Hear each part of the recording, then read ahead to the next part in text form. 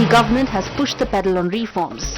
Reforms to kickstart stalled investments, reforms to boost growth, and reforms to generate employment. The Power Pack cabinet gave a big booster shot for the road project developers because the government has decided to compensate developers for projects delayed due to reasons beyond their control, like slow land acquisition and delayed environmental clearances. Union Cabinet has taken a very bold decision today to allow the ministry concerned, the Ministry of Roads and National Highways, to go into the merits of each case, and wherever the delays are not attributable to the developer, to extend the tolling period. As many as 34 projects worth 38,000 crore rupees covering 3,687 kilometers will be positively impacted. Players like Gammon, Reliance Infra, ILNFS and L&T stand to gain from the policy push on road. Project delays happen on account of delay in land acquisition, environmental clearances, statutory clearances and law and order issues, leading to escalation of project costs, making it unviable for the private sector. With poor PPP interest in the road sector, the government needs to protect investor interest, especially if it wants to meet the stiff targets for highway construction. But it wasn't just one for the road, a lifeline for exporters was extended as well. Indeed, Gauri, the small and medium exporters have plenty to cheer about.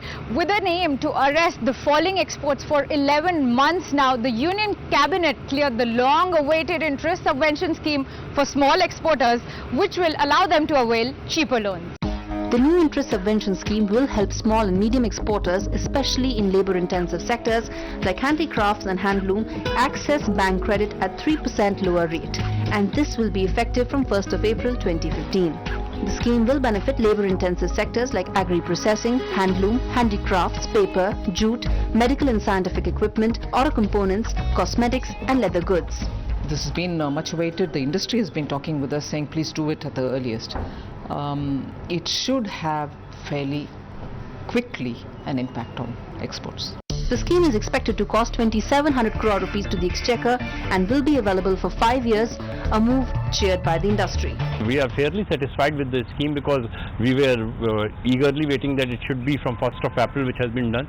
The rate itself is 3%, which provides much of the competitiveness to exports because interest cost has become more relevant. The whole cycle of export has elongated. With the Bihar debacle behind them, looks like Modi and his men are refocusing on economic revival and the development agenda. And fixing the micros to add up to a rosy macro picture tops the list. Gauri Dwivedi, Neha Sethi, ET Now, New Delhi.